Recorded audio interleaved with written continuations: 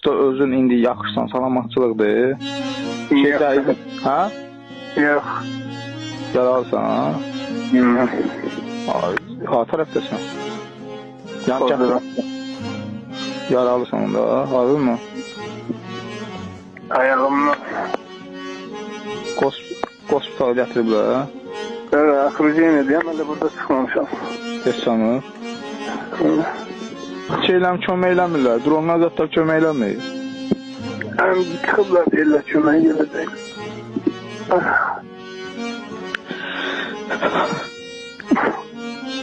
Ay, biraz dözümlü ol. Sağ ol verir. Haksız olabilir. Ay, dözümlü ol, sən haqqı elə. Bizim də haqqımız var ya. Dözümlü ol.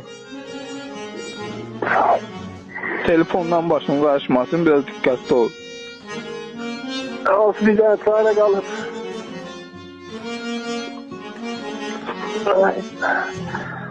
Yok, üstünde bir şey dermanla yine de.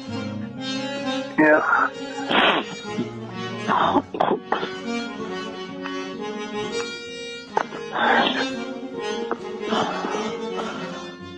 Aa, dikkatli ol.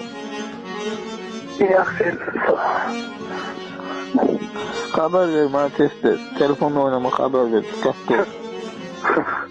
Cennette görüşürüz. Ya, evde görüşeceğiz inşallah kardeş. Ben sen makam olsa tanımarım. İnşallah evde görüşeceğiz.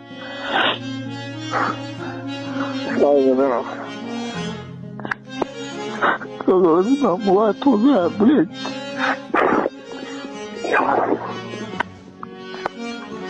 Ben sen sağ olsun.